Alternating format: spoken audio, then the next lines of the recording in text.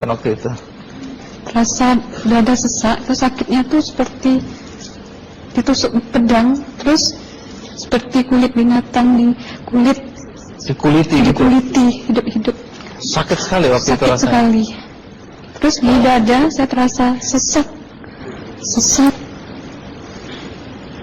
Setelah itu paman saya mengajar saya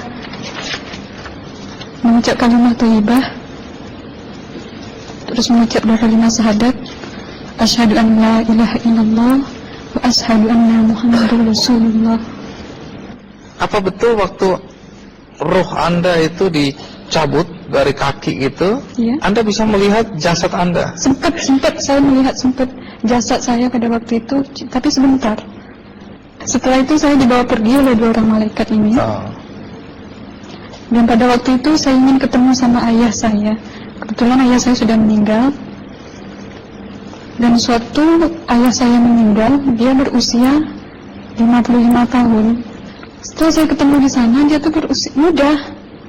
Kok muda? Berusia 17 sampai 20 saya perkira. Anda sempat ngobrol dengan ayah? Sempat. Apa yang Anda sampaikan? Waktu itu ayah nangis. Ayah saya bilang, kenapa kamu kesini nak? Pulanglah, di rumah tidak ada orang. Kasihan lihat ibumu dan adik-adikmu. Tidak ayah, janjiku sama Allah sudah sampai. Dan pada waktu itu ayah saya menangis. Lalu apa yang dia ucapkan? Diam aja dia, tersilang. Kembali ke malaikat tadi, bentuk yang Anda lihat seperti apa malaikat ini? Dia ini laki-laki, tapi mukanya sama semua. Berapa malaikat? Dua. Iya. Fisiknya seperti apa? Seperti berserban, berpakaian ihram, mukanya sama. Wajahnya seperti apa? Wajahnya sulit saya gambarkan. Yang jelas dia ini sama, dua-dua itu sama rupanya. Apakah ada ucapan dari dua sosok yang Anda anggap malaikat itu? Ada. Apa kata mereka? Waktu itu saya mengalami perjalanan spiritual. Saya disoal oleh malaikat itu dengan sebutan ma ayyutuka, siapa Tuhanmu, katanya. Waktu itu ruh saya menjawab, Tuhanku adalah Allah. Siapa pemimpinmu? Pemimpinku adalah Nabi Muhammad sallallahu alaihi wasallam. Mana kiblatmu? Kiblatku adalah Ka'bah. Siapa kedua orang tuamu? Siapa saudara maramu? Terus saya diperjalankan. Setelah itu kedua orang malaikat ini memimpin tangan saya, tangan kiri saya, membawa saya ke satu tempat, menduduki saya di sebuah kursi. Pada waktu itu kursinya tuh empuk, mungkin 8 busanya ya, cantik. Terus di sana saya duduk. Di sebelah kanan saya ada tiba-tiba berwujud seorang perempuan. Dia mengaku amal. Kamu siapa? Saya. Aku adalah amalmu semasa kamu hidup di atas dunia. Dan selama kamu di sini, saya akan menemanimu sampai yaumul akhir, itu katanya. Dan pada waktu itu saya melihat perempuan-perempuan solehah berpakaian muslimah, berkerudung, mencium pipi kanan, pipi kiri. Mungkin salam perkenalan pertama waktu menduduki di situ. Setelah itu saya dihijrahkan lagi, dibawa oleh dua orang malaikat ini lagi, melihat dosa-dosa besar ya. Di sana saya diperlihatkan ada seorang laki-laki memikul besi di bahunya. Saya perkirakan besi itu mungkin beratnya tuh berton kali ya. Berat sekali ya. Berat sekali.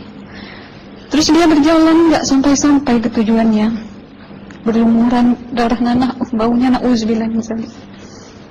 Bajunya tuh sobek-sobek. Waktu itu roh saya disaksikan oleh amal. Saya tanya kepada Amal, Ruh tanya sama Amal, wahai amalku, dosa apakah yang manusia ini lakukan sewaktu ia hidup di atas dunia? Amal menjawab pada waktu itu, sewaktu manusia ini di atas dunia, dia ini adalah menyantet orang, menemuh orang, sehingga dia berjalan nggak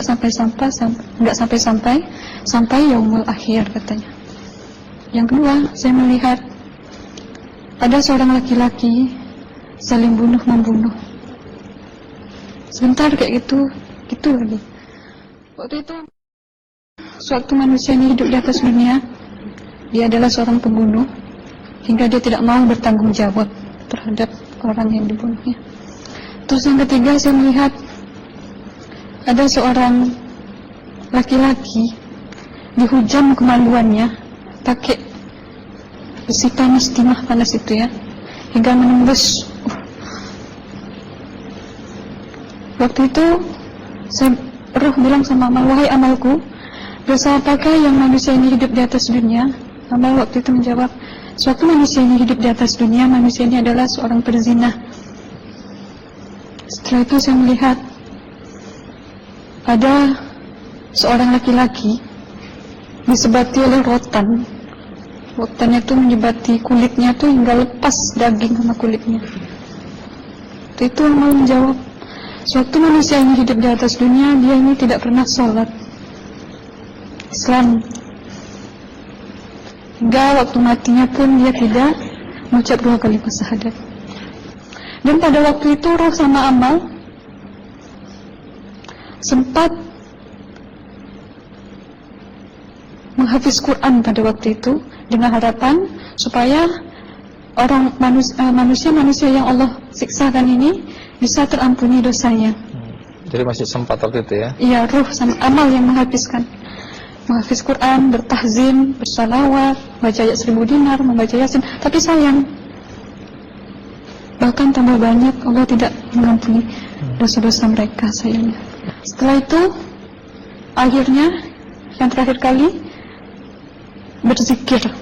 Zikir saya pada waktu itu, subhanallah, walhamdulillah, wala ilaha illallah, wallahu akbar, la hawla wala quwwata illa billahil aliyyil azim. Sekuat-kuatnya nada saya berteriak. Tiba-tiba saya merasakan detik jantung ya. Pada waktu itu mungkin paman saya yang menyaksikan. Itu saya koma. Disitulah sebenarnya Anda kembali ke jasad ya? Iya, benar. Jadi banyak sekali Anda menyaksikan kejadian-kejadian di alam sana ya. Nah, menarik karena waktu kami menghubungin Mbak Aslina, pada dasarnya Mbak Aslina keberatan menceritakan kembali kisahnya. Tapi kalau toh akhirnya Anda mau sampai di sini dan Anda sudah bercerita, apa harapan Anda pada orang-orang yang mendengarkan kisah ini? Ya, harapan saya pertama, ya lebih banyak menyambut puasa ya. Lebih banyak mendekat diri aja sama Allah. Perbanyakkan amalan soleh, perbanyakkan zikir, perbanyakkan sholawat, baca Quran, dan sebagainya. Itu harapan Anda ya? Iya. Baik, terima kasih Mbak Aslina ya, sudah datang dari Bengkalis untuk menceritakan kisah ini.